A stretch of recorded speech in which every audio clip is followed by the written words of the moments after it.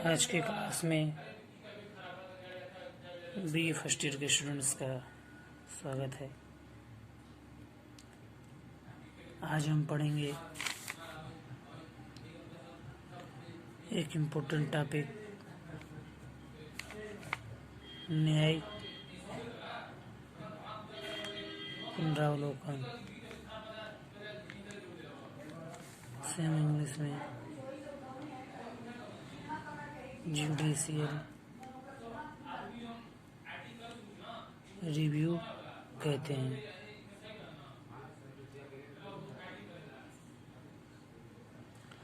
न्यायिक पुनरावलोकन न्यायपालिका की शक्ति है। इसका प्रयोग करके वह यह दिखता है कि विधायिका द्वारा बनाया हुआ कानून और कार्यपालिका द्वारा बनाई गई नीतियाँ लागू किया गया है, कानून संविधान सम्मत है या नहीं।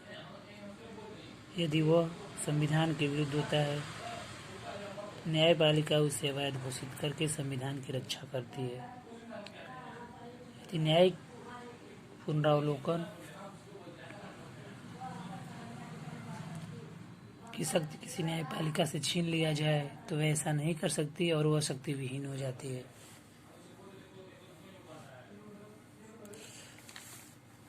जो न्यायिक पुनरावलोकन की शक्ति है,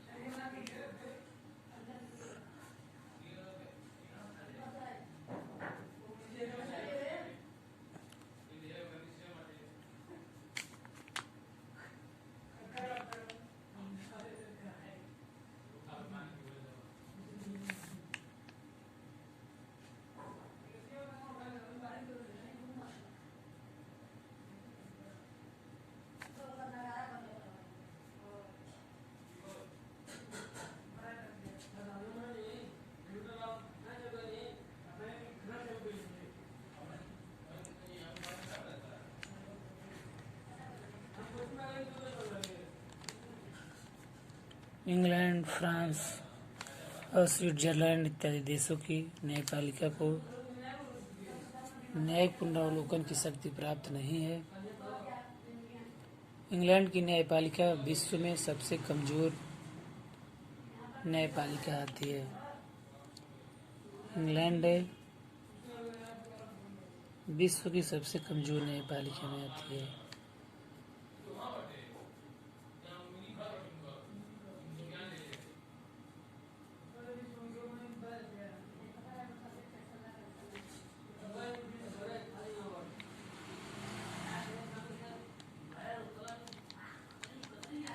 सबसे कमजोर न्यायपालिका मानी जाती है, लेकिन हम पढ़ चुके हैं प्रदत्त विधायन।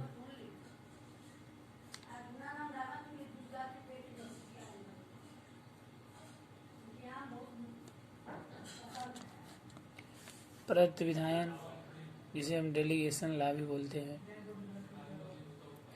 इसका मतलब यह है कि विधायिका द्वारा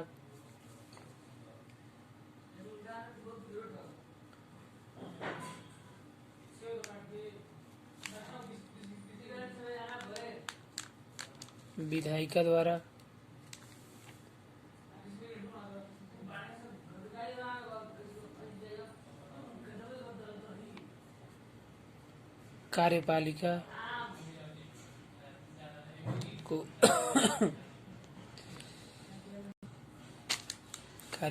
को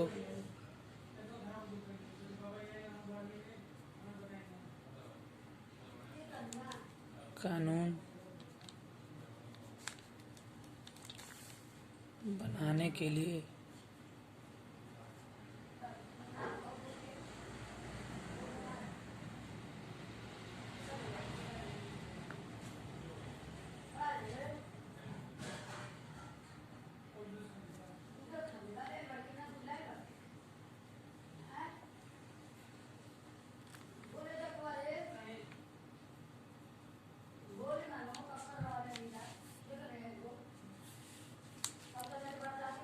हस्तांतरित की गई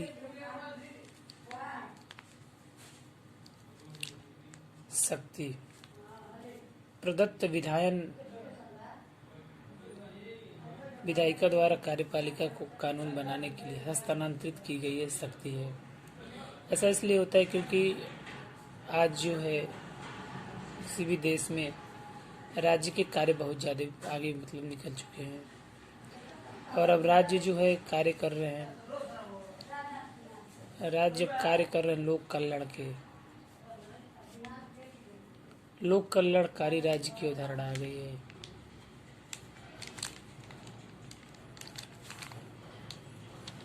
लोक कल्याणकारी राज्य की अवधारणा आ जाने से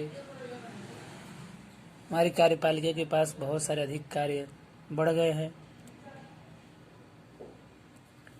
जिससे संसद के ऊपर हमारी जो व्यवस्थापिका है काफ़ी अत्यधिक कार्य बढ़ जाने के कारण प्रदत्त विधान के माध्यम से कार्यपालिका को कानून बनाने के लिए अपनी शक्ति को हस्तांतरित कर देती है। इसी को हम प्रदत्त विधान कहते हैं, डेलीगेटेड पावर। प्रदत्त विधान के मामले में इंग्लैंड की न्यायपालिका को न्यायिक पुनरावलोकन का अधिकार नहीं है और ये जो न्यायिक पुनरावलोकन है विश्व में सर्वप्रथम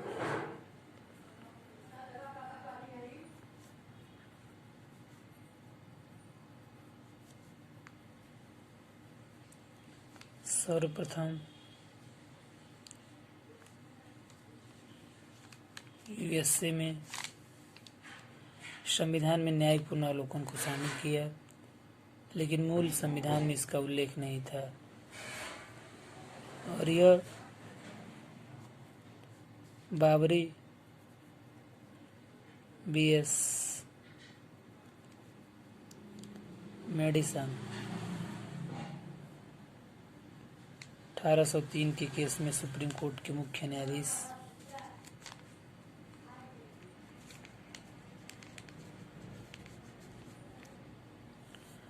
जॉन मार्शल ने अपने एक निर्णय में न्यायिक पुनरावलोकन का प्रतिपादन किया था। अमेरिका में न्यायिक पुनरावलोकन विधि की उचित प्रक्रिया पर आधारित है, अर्थात अमेरिका का सुप्रीम कोर्ट यूएसए का सुप्रीम कोर्ट नैसर्गिक न्याय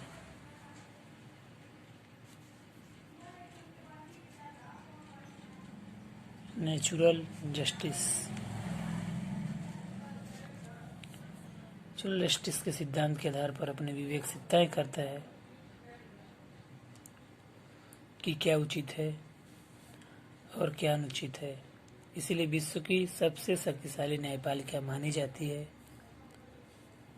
अमेरिका के बारे में कहा गया है कि संविधान वही है जिसे न्यायाधीश कहते हैं।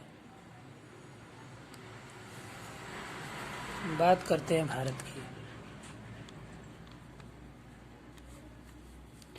भारत में न्यायिक पुनरावलोकन का सिद्धांत अमेरिका से ही लिया गया है।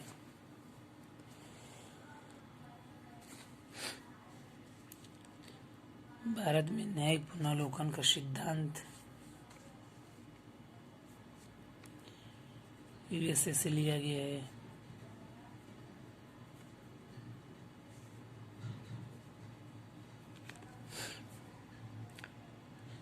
लेकिन उसे जापान की विधि द्वारा स्थापित प्रक्रिया पर आधारित किया गया है।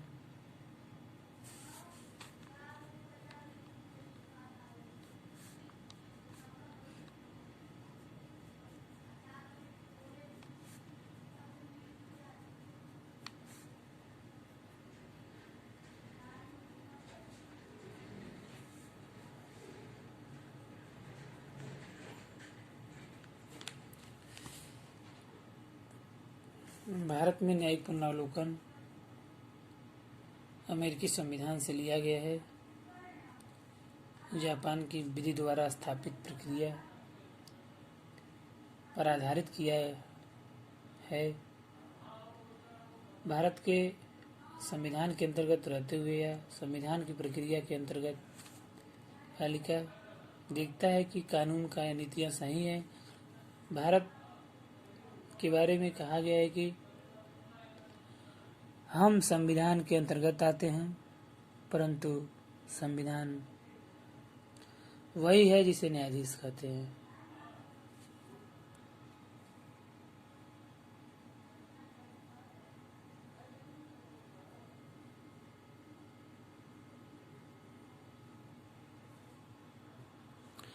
भारतीय संविधान के किसी भी अनुच्छेद में न्यायिक पुनर्विलोकन का उल्लेख नहीं है। भारत के किसी भी अनुच्छेद में उल्लेख नहीं है।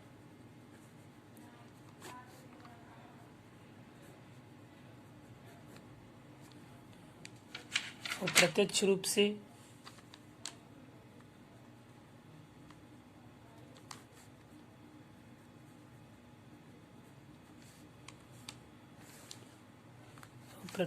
से आर्टिकल 213, 51, आर्टिकल 254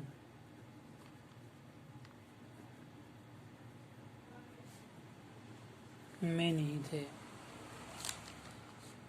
भारतीय संविधान में किसी भी अनुच्छेद में जो न्यायिक पुनरावलोकन है, इसका किसी भी अनुच्छेद में उल्लेख नहीं है।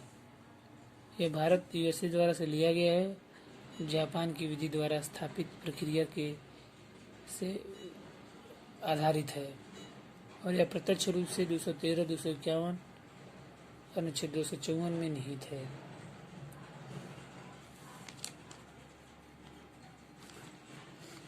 न्यायिक पुनरावलोकन का विस्तारित रूप न्यायिक सक्रियता है।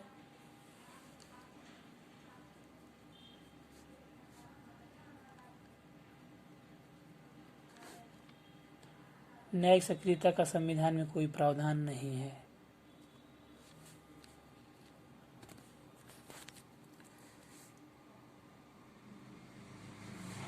हम फिर से देख लेते हैं।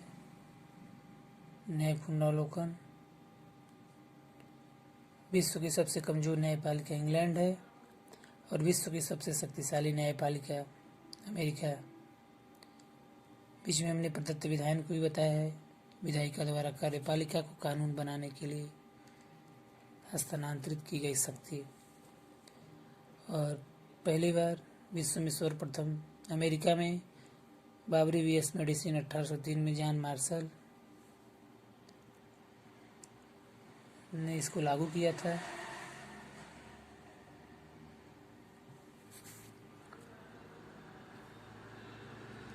न्यायिक पुनरावलोकन का विस्तारित रूप न्यायिक सक्रियता है। न्यायिक सक्रियता का संविधान में कोई प्रमाण नहीं है।